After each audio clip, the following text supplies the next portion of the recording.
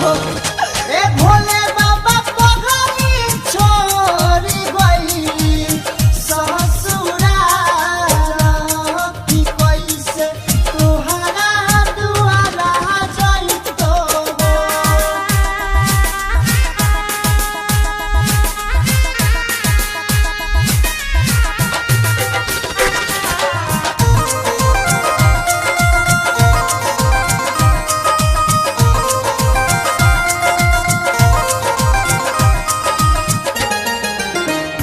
याद बहरियावे भोले बाबा बहुत सतावे हो हमके बहुत